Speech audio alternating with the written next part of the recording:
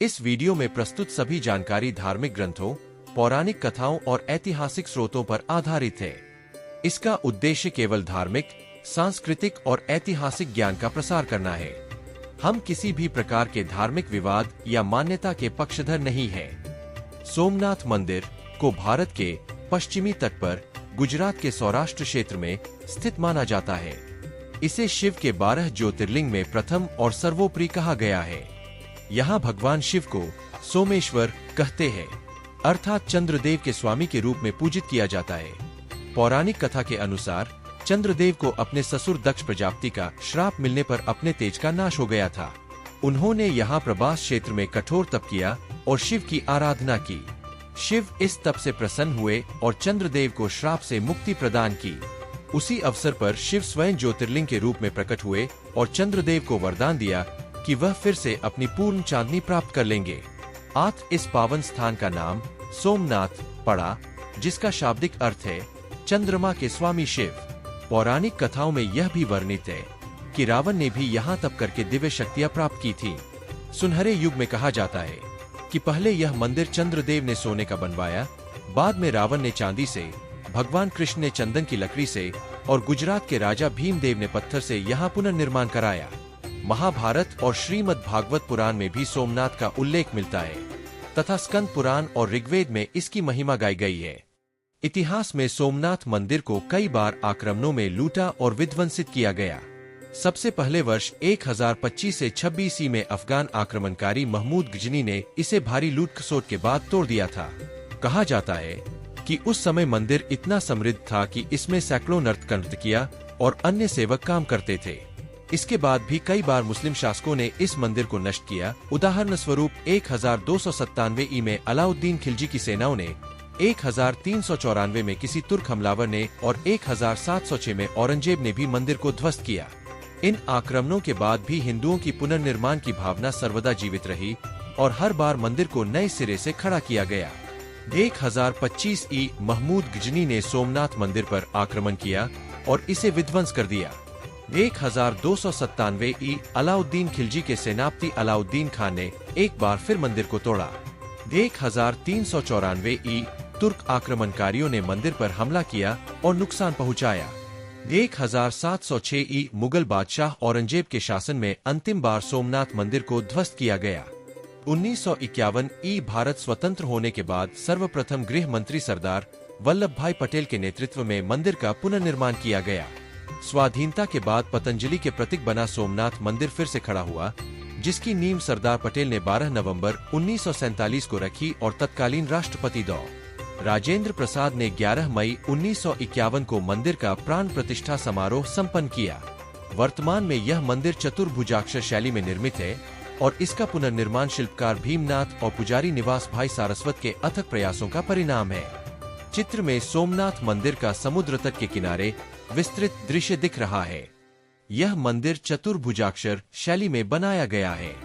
इसकी ऊंचाई लगभग 155 फीट है और कलश शिखर का शीर्ष भाग लगभग 10 टन वजन का है।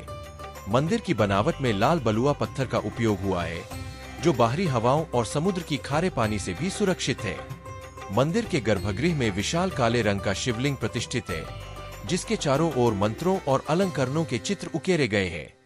गर्भगृह तक पहुंचने के लिए सुनहरे द्वार होते हैं, जिन पर देवी देवताओं की मूर्तियां तांबे में बनी है।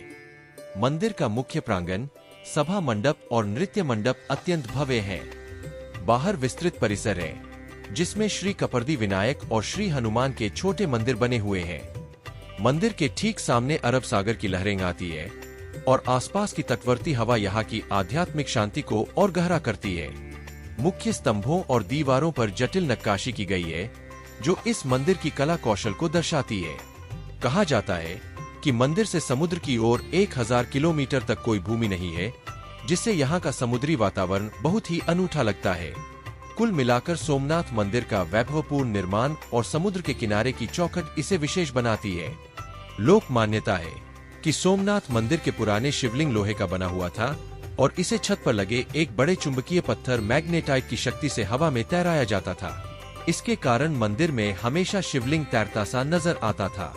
एक कथा के अनुसार जब महमूद गजनी ने मंदिर पर हमला किया तो उसने देखा कि शिवलिंग हवा में तैर रहा है। महमूद अपनी सेना को भेजा, लेकिन कोई भी शिवलिंग को हिला नहीं पाया। अंत में महमूद ने कठिन परिश्रम से शिवलिंग को तोड़ दिया, तभी जाकर वह मंदिर पर विजय प्राप्त कर सका। चीरी हुई विद्युत ऊर्जा। कहते हैं कि प्राचीन काल में शिवलिंग चुंबकीय बल से हवा में स्थिर रहता था। महमूद की असमर्थता। महमूद गजनी ने शिवलिंग को हिलाने की हर संभव कोशिश की, परंतु वह हवा में अडिग रहा। अखंड ज्योति। सोमनाथ में जलने वाली अखंड ज्योति अनंतकर्मा दीप को भी विशेष मान्यता है। माना जाता है कि यह दीप दिव्यता और ऊर्जा का प्रतीक है। इन चमत्कारिक कथाओं से भक्तों का श्रद्धा विश्वास और भी प्रगाढ़ होता है। लोगों का कहना है कि मंदिर में कोई अदृश्य दिव्य शक्ति तैनात रहती है, जो इसे हर संकट से सुरक्षित रखती है। सोमनाथ मंदिर को भगवान शिव का पहला और प्रधान ज्योतिर्लिंग माना जाता है, इसलिए यहाँ आना विशेष पुण्यदायी माना जाता है। यहाँ की आस्था को मोक्ष से जोड़कर देखा जाता है। भक्त मानते हैं कि सोमनाथ का दर्शन करने से पाप नष्ट होते हैं और मोक्ष की प्राप्ति होती है। यह स्थान भगवान श्री कृष्ण के अंतिम अवतरण से भी जुड़ा हुआ है। पुराणों में वर्णित है कि भगवान श्री कृष्ण ने अपने जीवन का अंत इसी प्रभास क्षेत्र में किया था। उनके समर्पित अनुयायी बगल का तीर्थ बाका नामक स्थान पर है, जहां उन्हें अंतिम सांत्वना मिली। इसी कारण सोमनाथ को मोक्ष धाम भी कहा जाता है। मंदिर के चारों ओर माहौल इतना शांत और पवित्र है कि सैकड़ों वर्षों से हर श्रद्धालु यहां आकर आत्मा की शांति महसूस करता आया है। कुल मिलाकर सोमनाथ मंदिर हिंदू धर्म का गौरव और आस्था का प्रतीक है। पुरातन काल से यहाँ लगी श्रद्धा ने इसे एक अद्भुत तीर्थ स्थल बना दिया है, जहाँ प्रतिवर्ष लाखों श्रद्धालु भगवान शिव को नमन करने आते हैं। सोमनाथ मंदिर में हिंदू पंचांग के अनुसार प्रमुख शिव उत्सव हर्षोल्लास के साथ मनाए जाते हैं। इनमें विशेष है महाशिवरात्रि। प्रत्येक वर्ष फाल्गुन मास की चतुर्दशी को सोमनाथ में महाशिवरात्रि बड़े उत्साह से मनाई जाती है। इस दिन मंदिर में रात भर जागरण, भजन कीर्तन और विशेष पूजा होती है। कार्तिक पूर्णिमा। अक्टूबर नवंबर में पड़ने वाली कार्तिक पूर्णिमा पर भी यहाँ भव्य उत्सव होता है। बहुत से श्रद्धालु इस दिन पूजा अर्चना के लिए मंदिर आते हैं। श्रावण मास। सावन के प्रत्येक सोमवार श्रावण सोमवासर पर सोमनाथ में विशेष आरती और महाअभिषेक आयोजित होता है। शनिवार विमोद द्वैत्य का पवित्र संयोजन होने के कारण भी श्रद्धालु बड़ी संख्या में आते हैं। दैनिक पूजा अर्चना। प्रतिदिन मंदिर में चारों अर्चना और आरती सुबह, दोपहर और शाम के समय होती है, जिसमें दूध, दही, घी आदि से शिवलिंग का अभिषेक किया जाता है। मंदिर की घंटियां और मंत्रोच्चारण से यहाँ का वातावरण दिव्य हो जाता है। इन पर्वों और आयोजनों के समय सोमनाथ में भक्तों का तांता लगता है और पूरे परिसर में धार्मिक उन्माद देखने को मिलता है। सोमनाथ मंदिर गुजरात के गिर सोमनाथ जिले के वेरावल से मात्र कुछ किलोमीटर की दूरी पर स्थित है। यात्रा के लिए हवाई मार्ग। निकटतम हवाई अड्डे दिव और राजकोट है। इन हवाई अड्डों से सीधे सोमनाथ पहुंचने के लिए टैक्सी या बस मिल जाती है। रेल मार्ग। वेरावल रेलवे स्टेशन सबसे नजदीकी है। यह गुजरात के प्रमुख शहरों से जुड़ा है और अमृतसर, दिल्ली, मुंबई, हैदराबाद जैसे स्थानों से ट्रेनें यहां आती है। सड़क मार्ग। गुजरात के अहमदाबाद, राजकोट, जूनागढ़ आदि शहरों से नियमित बसें और टैक्सी सेवाएं उपलब्ध है।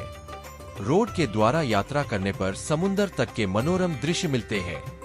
मंदिर दर्शन के समय सुबह 6:30 बजे से रात 9 बजे तक होते हैं। दर्शन के लिए भक्तों को मंदिर प्रांगण में शांतिपूर्वक कतार में लगना होता है। गर्भगृह में स्थित विशाल काले शिवलिंग के चारों ओर बेलपत्र, जल और चंदन से पूजन किया जाता है।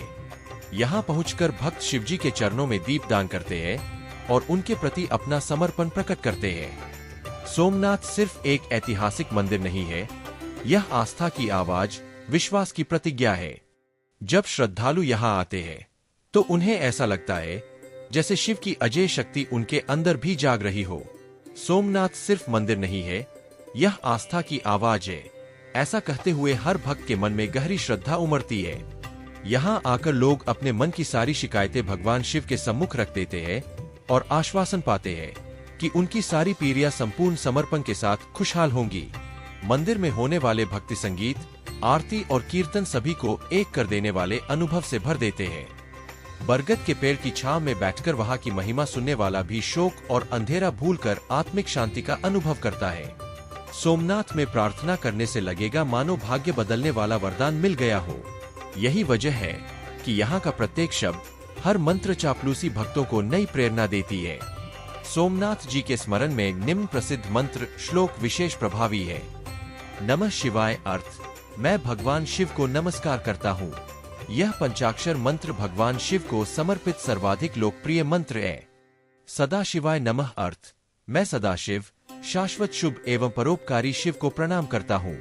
यह मंत्र शिव की शाश्वत और सद्भावना वाली छवि को ध्यान में लाता है। त्रिदलन त्रिगुणाकारं त्रिनेत्रं त्रिआयुधम, त्रिजन्म पाप संहारन एकं त्रिदल शिवार्पणम। शास्त्रों में बताया गया है कि भगवान शिव को 3 पत्तों वाला बिल्वपत्र अर्पित करने से तीनों जन्मों के पाप नष्ट हो जाते हैं।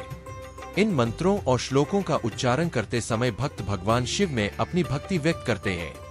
मूलतः नमः शिवाय और सदाशिवाय नमः मन को शुद्ध और निडर बनाने वाले हैं। सतत जाप करने से भक्त का मन सर्वात्मक हो जाता है और उसे अमोघ फल की प्राप्ति होती है। भगवान सोमनाथ के इन दिव्य मंत्रों का उच्चारण करते हुए मन हर हर महादेव के उद्घोष से गुंजायमान हो उठता है। इन पवित्र वचनांजलियों के साथ हम स्वयं को शिव अर्चना के अनशन प्रसाद की अनुभूति में विलीन करते हैं। सोमनाथ मंदिर सिर्फ एक स्थल नहीं है, यह तो हमारी आस्था और आत्मविश्वास की पहचान है।